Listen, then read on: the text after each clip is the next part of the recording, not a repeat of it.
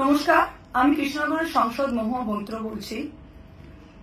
আজকে আমাদের মাননীয় প্রধানমন্ত্রী, আমাদের ভূপর্যটক প্রধানমন্ত্রী আবার তিনি বিদেশ ভ্রমণে গেছেন।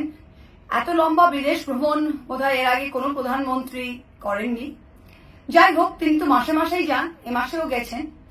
তা আপনি যে আবার বিদেশ ভ্রমণে গেলেন, বারবার আপনি বিদেশ ভ্রমণে যাচ্ছেন, আমাদের দেশের কূটনীতি, আমাদের দেশের ডিপ্লোমেসি, আমাদের দেশের বিদেশ নীতি, তার আজকে যে অবস্থা, যেই তলানিতে দাঁড়িয়েছে, তা নিয়ে কি কিছু প্রশ্নের জবাব আপনি দিতে পারবেন প্রধানমন্ত্রী?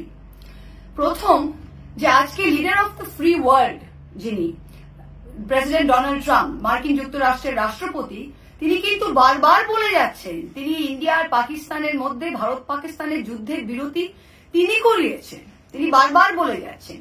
তিনি এটাও বলছেন যে পাকিস্তান তার বন্ধু এবং Pakistan is a great nation. তিনি ইন্ডিয়া এবং পাকিস্তান, ভারত পাকিস্তানকে কিন্তু একসাথে একই জায়গায় নামিয়ে এসছে। আজকে ভারতীয় প্রধানমন্ত্রীর যে সম্মান তার কাছে, পাকিস্তান প্রধানমন্ত্রীও তার থেকে বোধহয় একটু বেশি সম্মান পাচ্ছেন। পাকিস্তানিরা গিয়ে দুপুরের ভোজন করছেন আজকে ডোনাল্ড ট্রাম্পের সাথে।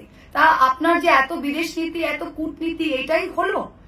যারা সন্ত্রাসবাদকে দেশের নীতি, প্রাতিষ্ঠানিক নীতি তৈরি করে ফেলেছে, সেই দেশ পাকিস্তান, তাদেরকে একঘরে না করে আজকে ডিপ্লোম্যাটিকলি, কূটনৈতিক দিক থেকে কিন্তু ভারতই একঘরে হয়ে গেছে। কোন দেশ আজকে কোন ফার্স্ট ওয়ার্ল্ড এসে পাকিস্তানের নিন্দে করেনি। আমরা কিন্তু কাউকেই এটা বোঝাতে সক্ষম হইনি যে পেহেলগাম অ্যাটাকের পেছনে পাকিস্তানের হাত ছিল। কেউ কিন্তু বলেনি। আপনি সাংঘাই কোঅপারেশন অর্গানাইজেশন SCO এর মিটিংয়েও দেখেন, সেখানেও কিন্তু তারা এটা বলতে রাজি হননি। আজকে 70 দিন হয়ে গেল পেহেলগামের হামলাকারী যারা আমাদের এতগুলো মানুষকে মেরে দিল, তারা কোথায়, তারা কে, আজ অব্দি আমরা জানতে পারলাম না। আপনার 2.5 বছর ধরে মণিপুর যাওয়ার টাইম হয়নি। আপনি একটা স্পেশাল সেশন অফ পার্লামেন্ট, যেখানে আমরা জানতে চাই যে আমাদের কতগুলো প্লেন ডিস্ট্রয় হয়েছে, আমাদের যুদ্ধটা কিভাবে শুরু হলো, যুদ্ধতে কি কি হলো, বিরতি বা কিভাবে হলো। আমরা যদি বলেছিলাম এটা অপারেশন সিন্দুর, সন্ত্রাসকে শেষ করার জন্য, তা আজকে সন্ত্রাসকে না শেষ করেই আমরা যুদ্ধ বিরতি মেনে নিলাম কেন?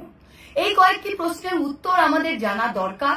আর আজকে পাকিস্তান গ্লোবাল এরিনাতে, পাকিস্তান কিন্তু সব দেশের মধ্যে আন্তর্জাতিক সংস্থা থেকে টাকা পাচ্ছে, বিদেশ থেকে তারা প্রত্যেকটা দেশ থেকে সম্মান পাচ্ছে। তা আপনি যে আবার ঘুরতে গেছেন প্রধানমন্ত্রী, এর ফলটা কি? আর এতদিন যে আপনি ভ্রমণ করেছেন, এর আমাদের বিদেশ নীতিতে কি লাভ হয়েছে? এই প্রশ্নগুলোর উত্তর একটু বলতে পারবেন? ধন্যবাদ।